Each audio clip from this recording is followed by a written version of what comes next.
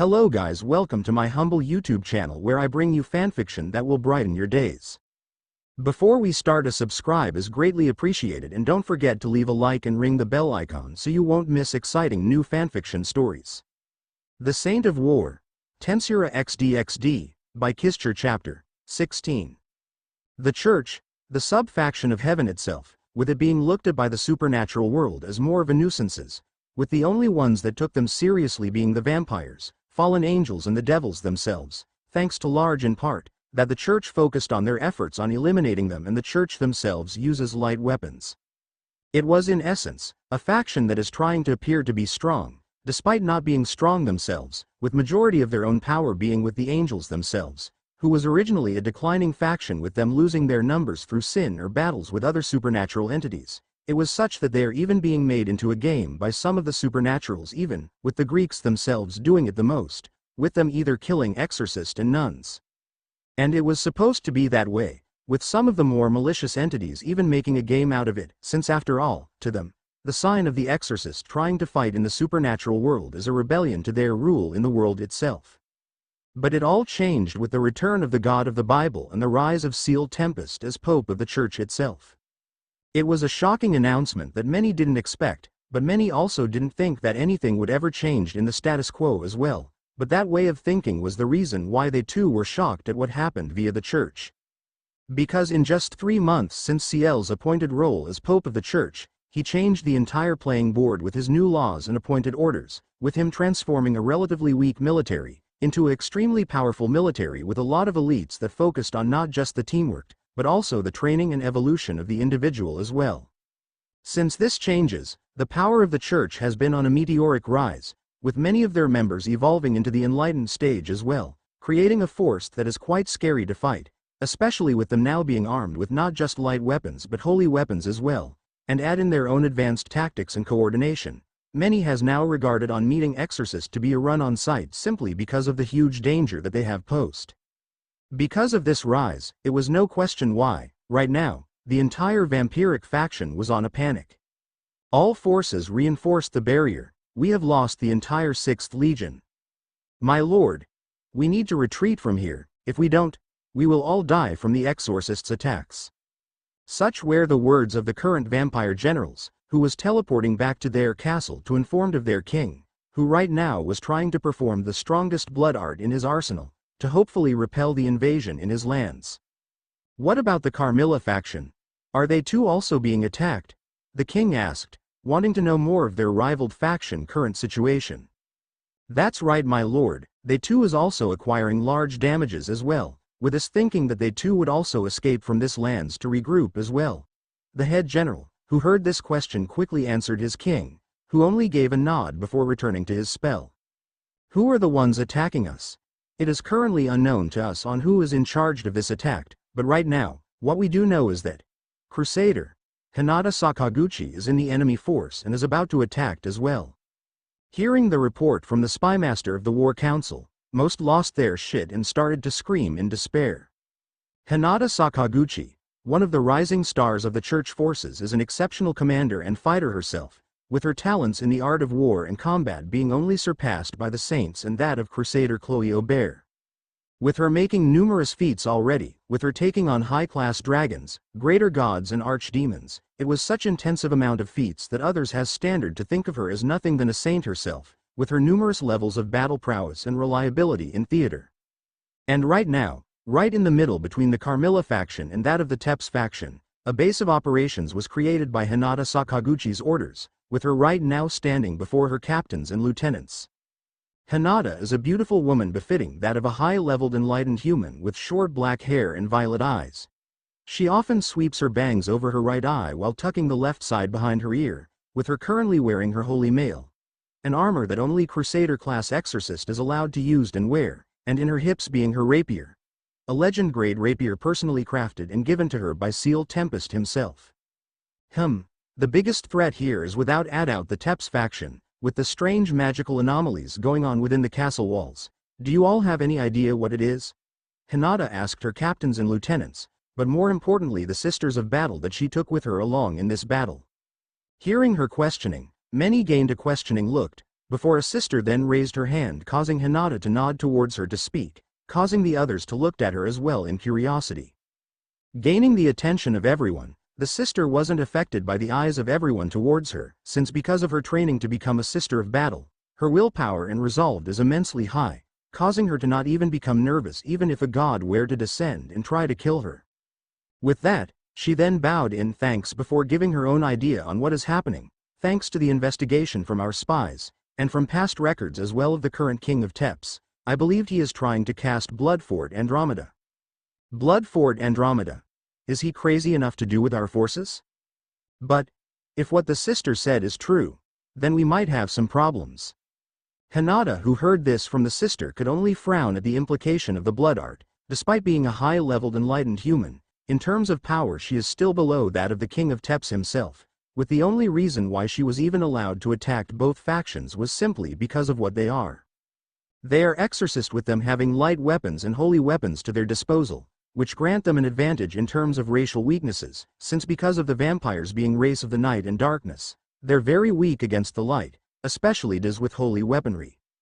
Which Hinata has, with her holy mail and rapier, phantom pain, and add in her own skills with her being able to cast miracle-level holy magic and is a master in holy church sword styles and even learnt from the very best as well, allowing her to acquire some Tempest art moves herself. She is fairly confident that she could take on the faction kings and win this war for the church itself.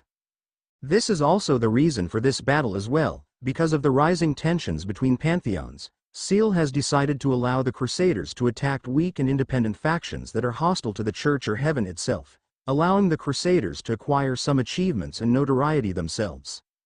It's why currently, all over Europe's supernatural sphere is currently in disarray, but not only that, but even the races that lived in the underworld were attacked as well, with the sole aim of wiping out some of the more troublesome race that would fight the church itself. It was a strong decisive hand that no one actually predicted, with the only ones in the known being the saints, Crusaders and Holy Knights, and because of this secrecy, the church was able to effectively and efficiently destroy about 7 factions that are planning on attacking the church itself alongside the bigger factions. And with Hinata being in charge of killing 2 of them with her current regiment of exorcists and sisters. But still, Blood Fort Andromeda.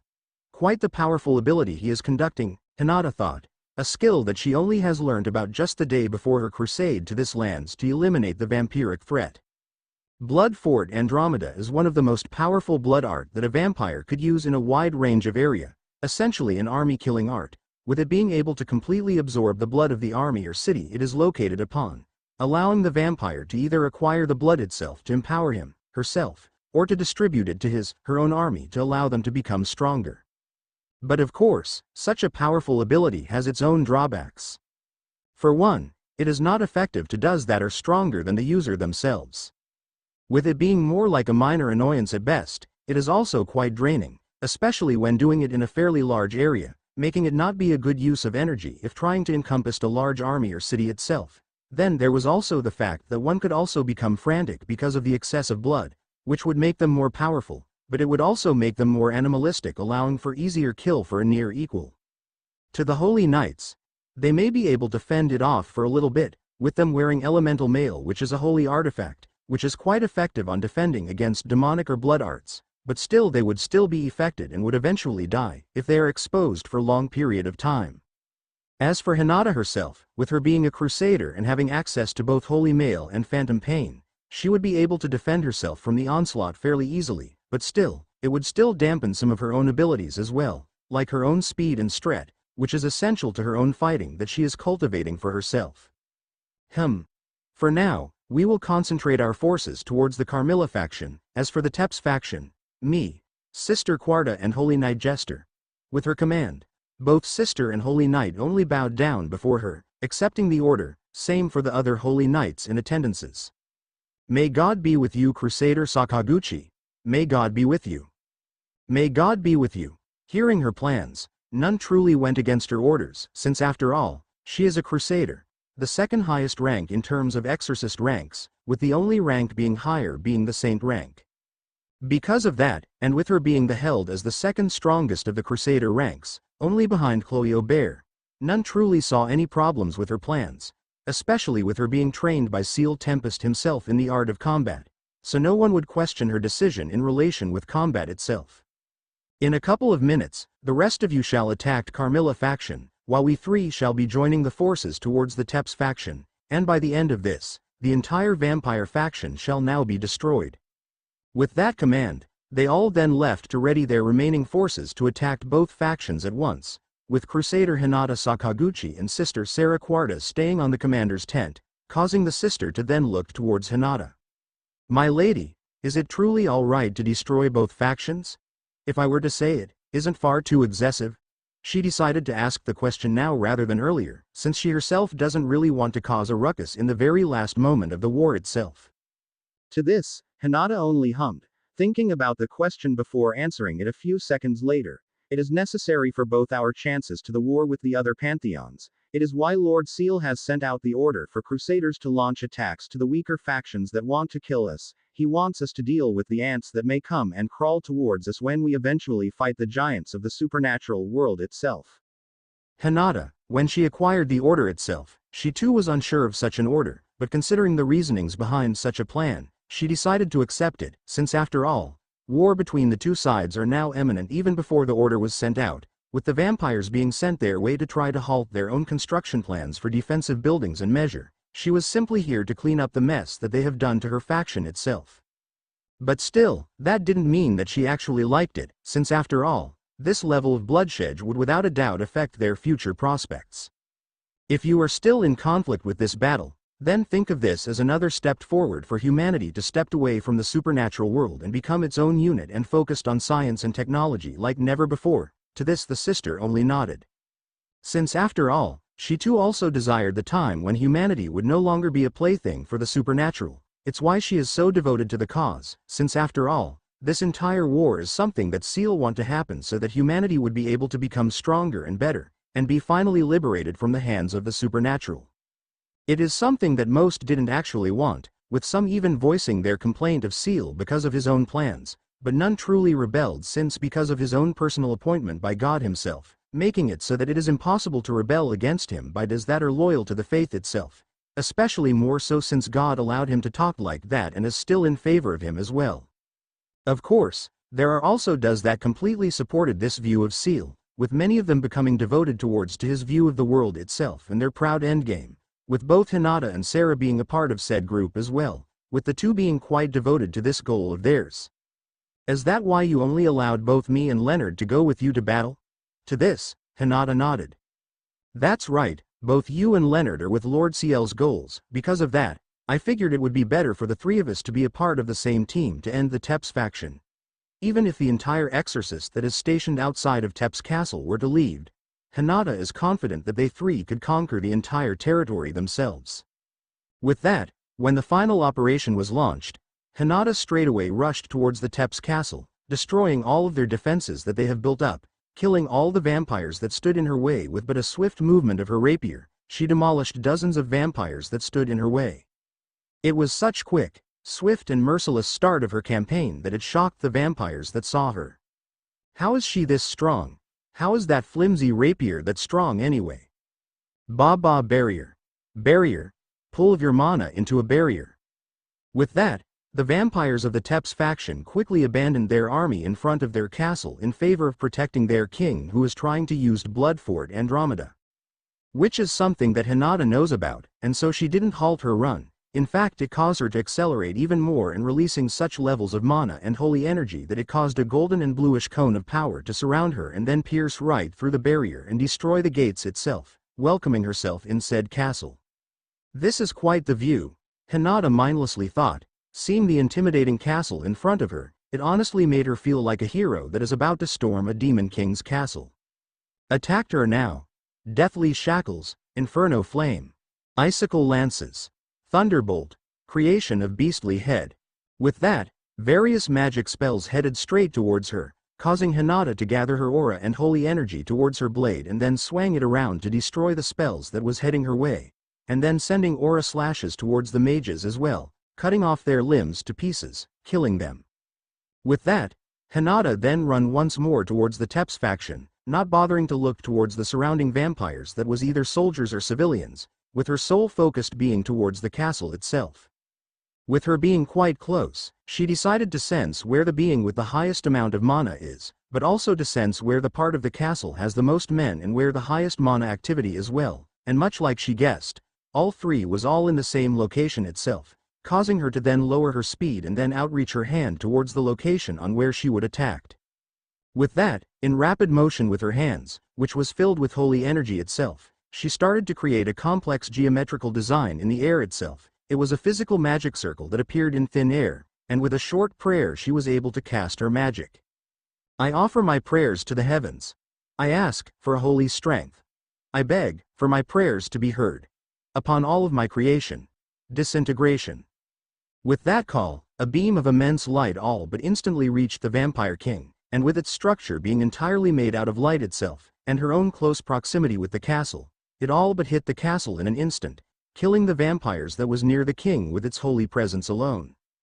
Any ordinary holy knight upon seeing this, would have already assumed that the deed has been done, since after all, in terms of offensive spells in holy magic, disintegration is by one of the most powerful spells that one could use on hand after all, with it being able to kill any sort of demonic creature in a single attack, even does that are way stronger than the user itself. But still, instincts told the Crusader that it wasn't the end of it, and considering her own instincts has saved her numerous times already, she decided to trust it and then rushed towards the top of the castle itself, ready to fight the Vampire King himself. Andre Tepes, the current king of the vampires of Tepes, was a stereotypical vampire, with him being arrogant, looking down on the weak and pathetic, and seeing does of inferiority to him, especially humans, as nothing more than livestock itself, something that he prided himself in, since, how could you blame him? Compared to the other vampires that came from the line of Tepes, Andre Tepes was by far the most talented out of all them, with him being able to reach the evolutionary line of Vampire King itself, despite his own young age of being about a few decades old at most. It was this terrifying increase in power that caused the other vampires to cower in fear towards him, since after all, he was a bona fide genius itself, with him learning every last one of the blood arts, quickly learning of sciences and its potential to merge with magic itself, and above all, he was still getting stronger as well. It was to the point that many has started to wonder how the Carmilla faction has even lived this long with Andre as an enemy commander of the Carmilla faction itself, since after all, in terms of power, Andre Tepes was by the most powerful and most skilled vampire in vampiric records itself. Because of this, he initially dismissed Seal Tempest, merely thinking of him as but a handsome boy that would be due a good meal in, but the more and more he learnt, the more and more intrigued he became of him, since after all, vampires and humans are always destined enemies.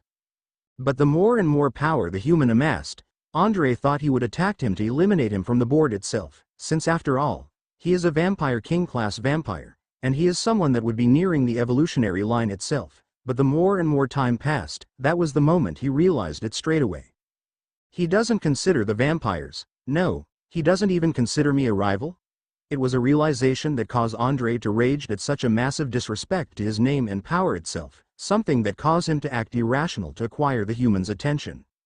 And so, a few months back, he ordered the destruction of the church defensive arrays and fortresses. The order itself didn't accomplish much, only accomplishing little itself, but still, the symbolic value of it all mattered first to Andre itself, since he wanted to convey that he is still a threat to him.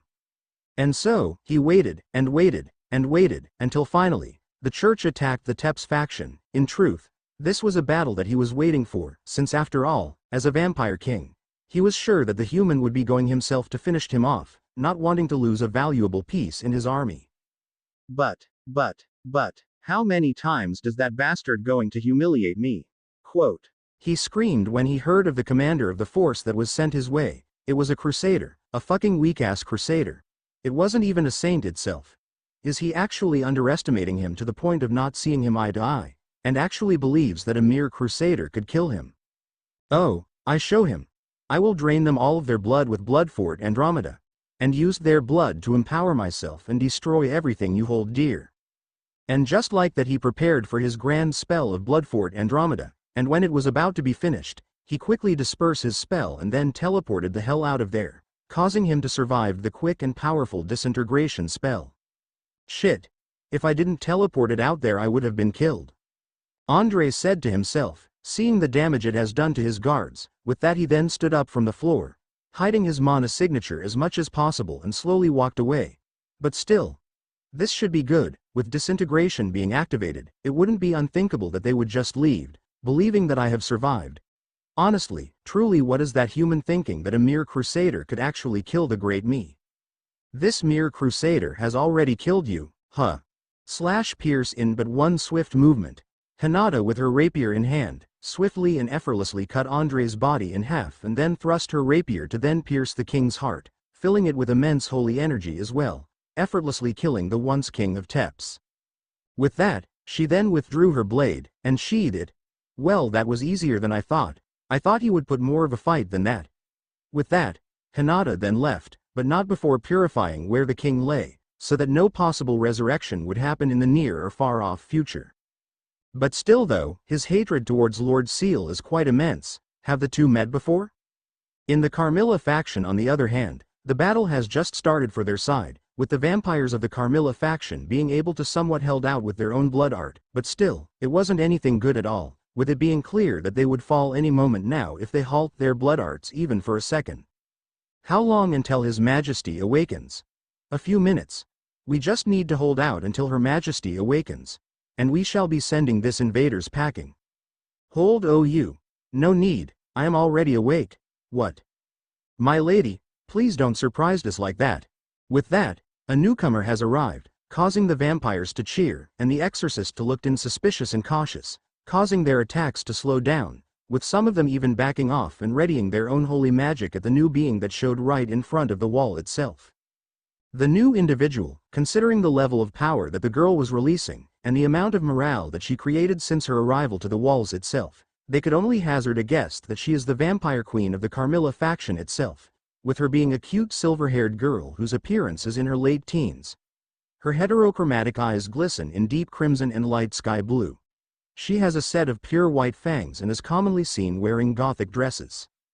The girl then looked all around the battlefield itself, quickly noting the current attire of the so-called exorcist that she was now going to fight to defend her lands itself.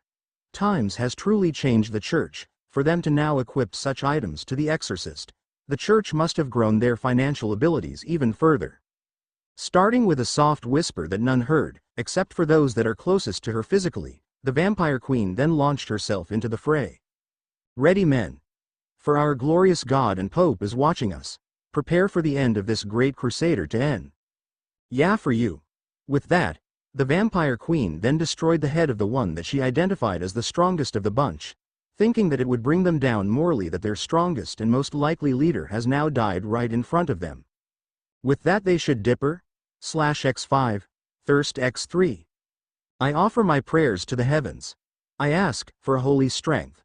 I beg for my prayers to be heard. Upon all of my creation. Disintegration x2. Wah. Protect the queen, open fire.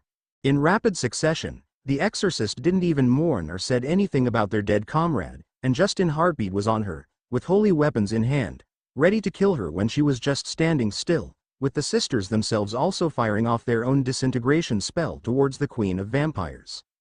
She would have died in that pincer attack regardless of what she does. If she were to take out the exorcist, she would have been killed by disintegration. If she were to erect a barrier itself to protect her, it would have still have killed her, with the holy swords and the strongest single target holy spell were being used against her. Even with her evolved powers, she would have still have died to those powers. If it weren't for her followers intervening, she would have been burnt to a crisp even when she evolved into a higher state. Well, that's get me when I get into a power high. I need to reevaluate this guys as threats then, and deal with them like how I battle with Dracula in the good old days, the queen thought, with her honestly feeling her own pride take a massive blow at needing to take this ant seriously. But in order to survive, she truly needed to fight with everything she got, especially when she knows almost nothing about her current level of power. She needs to experiment in order to get stronger from here on out. With that, two maids then landed and knelt by her side, with the two expressing both remorse and deep regret. "We're sorry, Lady Luminous. Because of our incompetence you nearly paid the price for our mistake." The two greatly regretted their own early inaction, with them completely trusting of their lady's capabilities. But when they quickly saw the trap that was laid before her, they were able to barely save her life, something that they wouldn't have forgiven themselves for if it did worked out as intended by the exorcist in successfully killing Luminous. To this, Luminous was about to say something to them, but stopped and then looked towards the Tep's castle and then scoffed at her maids and then spoke with conviction at wanting to win. Something extremely powerful is coming towards us in any minute now. So prepare the army and make them fight the exorcist. It shall be done, my lady, but who will you be fighting against? Luminous hearing this, she then gained an intrigued look. This person.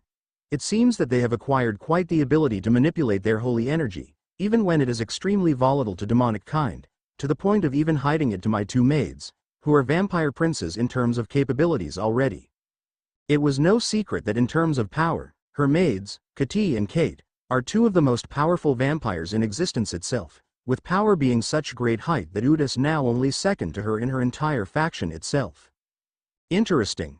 A few minutes earlier, within the castle walls of the Tep's faction, and in the noble district of the castle town itself, both Sister of Battle, Sarah Quarta and Holy Knight, Leonard Jester, was currently in a heated battle with the remaining nobles of the Tep's faction. Damn you all. Take this. Several shadows then sprang out of darkness that was created from the shadows of the buildings themselves, causing the knight to back off a little before destroying such constructs with extreme ease. Is that all? TCH. If only, the noble didn't said anything more, since after all, the current situation was something that no one need to verbally say anything. With the barrier around the castle town destroyed, it has caused the mass majority of the vampires living within said city to die due to sunlight, with those that are lucky being able to escape via teleportation circles itself. As for them, they were able to fight in such conditions because of the mass healing both he and the remaining vampire nobles that have stayed in order to make sure that they are still in this fight of theirs. Leonard Jester, one of the most powerful holy knights currently in service, and one of the more promising exorcists as well, that is rumored to reach the Crusader class exorcist in a couple of months or a year at most, a rank that held no meaning to such a strong upstart. For after all, the thing that caused the terrifying reputation that the exorcists are all currently enjoying is their own immense mastery of combat and weaponry itself, with them having skills with either unarmed combat and weapons combat, something that their new leader very much valued above all else. And it was perfectly reflected towards the newly reborn exorcist, since this implementation and the new training grounds that they were provided with, that being the cabins and the simulation modes that they have, a mode that would allow the individual to truly fight someone to the death and still lived. Something that Leonard too abused and used it as much as possible, wanting to acquire as much combat experience that he could have, especially more so since the simulation itself also blocked off memories that they are in a simulation, allowing the individual to fully immerse themselves in the battle and think of it as truly a life or death battle, allowing them to acquire true combat experience. And right now, Leonard Jester has battled about 5,765 times now, and all of this experience is all added to his own combat skills and technique, and in a single action of his, he then envisioned himself as a hero fighting a demon lord, with the desire on wanting to save the world. It was a pure and honest desire of his, minus the demon lord part. Wanting to save humanity itself from outside threats was always his wish. It's why he even joined the church in the first after all, since after all, they are the only human organization that is truly focused on the battle against the dark forces against this world after all.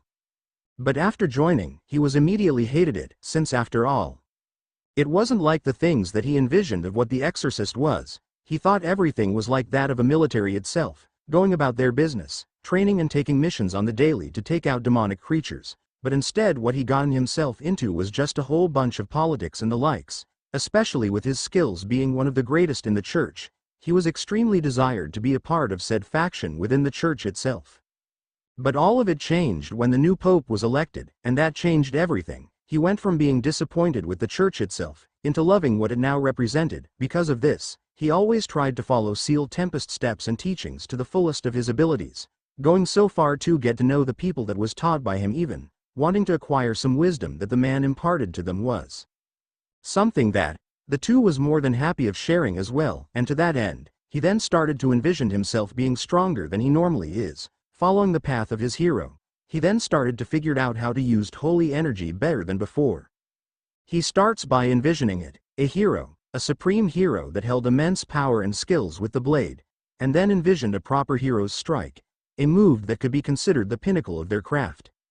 And so, He then covered his blade with a dense and powerful holy aura that caused the nearby nobles to flinch due to pain, not liking the strong holy light to envelop them. Because of this and the sudden influx of power that were now being concentrated towards his sword, the nobles could now guess that the move he was about to do would be his strongest, something that all players could already guess as well. With that, the nobles would have normally tried to leave, to increase their chances of victory over this human, but something stopped them from moving from their place or needing to escape, and it wasn't because someone was forcing them either, it was simply put a natural instincts of a living creature needs and wants to survive itself that was forcing them to rain down and watch the moved up close despite the strong holy light that was now being released. But then seconds later, the vampires didn't felt anything at all, they were still of sound mind and body, with their bodies still being intact, with nothing that Leonard has done to have indicated that he has attacked them of some kind. It was a scene that captured the other battle as well, with Sarah being quite confused on the reason why the holy energy presence became absolute zero, despite holy energy is being used by Leonard himself, and it wasn't even just her, even the nobles was all confused at the scene before them, all of them were confused, well, all except for one. Leonard. You have truly surpassed my expectations. For you to have reached that level of energy control to be able to achieve that, it is a feat that most of the Crusaders don't even know how to do, Hinata thought, praising the man that would soon become a Crusader in the near future. For what Leonard has just done was something that most of the Crusaders dreamed of doing one day, since after all, what he did isn't just some cool and powerful move, no, it is the be-all and end-all type of move itself, a supreme art of energy efficiency and effectiveness that would even allow someone to have zero energy wasted and be able to concentrate all of their energy and power in a single move itself, creating a truly broken art. In fact, excluding the three saints themselves, only 3 people has been able to do it, and that is being Hinata Sakaguchi herself, Chloe Aubert and then finally Shizu Aizawa, with the trio also having their own percentages of mastery over said concept as well. Hinata herself could do it in a few seconds, but still the efficiency in order for her to reach it, is not that high right now, with her being more perfected with the sword itself. In fact, in terms of sword skills she is the best out of the trio. Shizu is the opposite of Hinata, with her having high mastery over the efficiency itself, with her being only right below the saints themselves, with her being able to instantly reach such efficiency, something that they weren't all surprised about, since after all, out of the trio, she is the best one in terms of energy manipulation and control after all. As for Chloe herself, she was the in-between the two of them, she is highly skilled with both the sword and energy control itself, with her neither surpassing the two in their respective fields, but because of her own natural itself already surpassed their own in her own relentless pursuit for power and greater skill as well, she is near Shizu's level of master itself. And right now, before her very eyes itself, someone of lower ranking was now using such an advanced technique itself, and she was sure that the other Crusaders would make quite the noise when they heard of this news. This would become even more interesting in the future, with that. She then just stopped her will from being imposed upon the nobles, fully trusting the newly evolved knight to be able to handle it, with her then concentrating her gaze towards the Carmilla faction castle. Something is going there. I should leave a tiny message and strayed towards the castle. With that, she then left a tiny message before flying off towards the Carmilla faction castle, with the full intent on neutralizing the threat that it was now facing. As for the ones that was left to deal with the nobles, both Leonard and Sarah was the one to finish the fight. All holy slash. With the creation of a brand new light, Leonard then slashed horizontally towards his sides, with speed, power and brightness that it left the entire nobles that he was able to cut them all to pieces and leave nothing else behind, other than the burnt ash that signify the once existence of the noble vampires. Christ. Damn you exorcist. For you monsters to kill our fellow Kigwa. Looks who's talking. With one swift move, Sarah then attacked the vampire noble that was closest to her. Unlike most sisters of battle, or even other exorcist itself, they are known for their own holy weaponry, with them being mostly seen wielding holy swords or holy guns itself, or if they didn't they would have used magic or more especially holy magic itself. Then, Sarah Quarta would be the exception, despite being a part of the Sisters of Battle and being one of its most skilled fighters itself. She isn't a mage type or any other conventional fighting style out there. In truth, what she decided to learn and improved upon was her unarmed combat, concentrating everything she held to the art of close quarters combat. With special equipment especially made for her, she was granted gauntlets, greaves and boots that would be able to perfectly match her own fighting style as well, something that Sarah herself especially appreciated.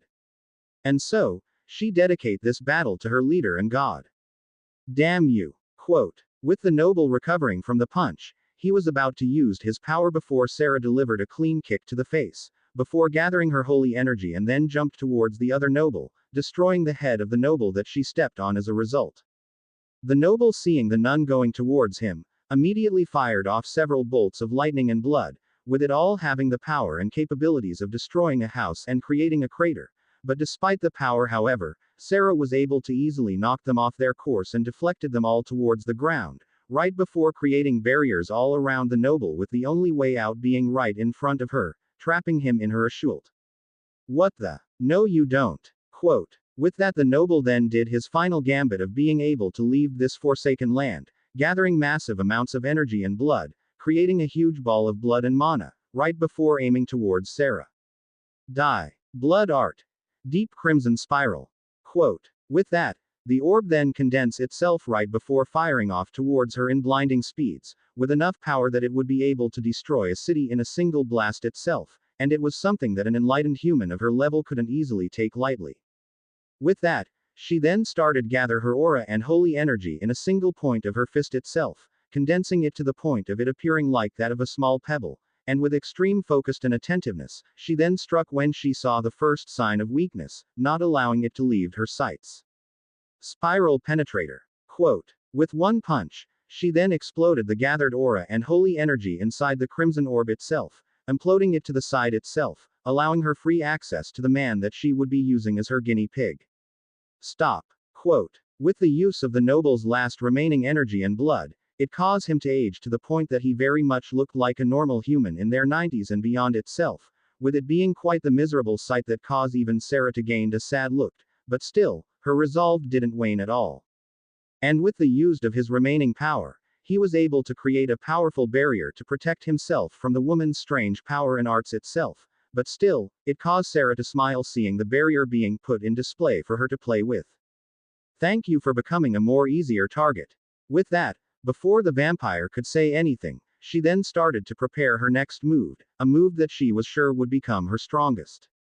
With that, she then separated her own aura, magical energy and holy energy into two, with both aura and magical energy joining forces, placing all of her combined energy into her left hand, while her remaining energy, her holy energy, was all placed into her right hand, with both hands having immense amounts of power and pressure. She then joined them, which resulted into a similar phenomenon with magnets itself, with both of her palms refusing to budge and properly join together.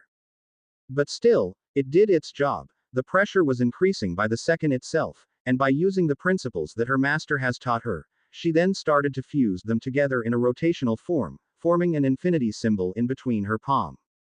With the increased of power to the point of it being heavy itself, and before she felt like it be too heavy, she decided to unleash here and now. With that, she then transferred all the power and pressure that has been gathered in her right hand and then directed to the trapped noble. Stigmata. Quote. Piercing the vampire's body whole, forming a large cross-like hole in his chest. With that, the battle in Tep's castle has now officially closed. In Carmilla Castle territory, Luminous immediately gathered her aura and blood in her right palm, creating a small ball-size orb of pure crimson blood. Blood art. Bloody rain. With that, she then fired, creating numerous blood arrows towards the flying target that was now flying towards her general location itself. Bang. Asterisk. Bang. Asterisk. Bang. Asterisk. Bang. Asterisk. Barrier. Blood art. Crimson blood barrier. Quote. With her orders, her two maids immediately created a barrier around Luminous, which was on time with it blocking 4 of her blood arrows that was showed towards the being that she was firing at. No way. Quote. For her majesty's arrows. How? Quote.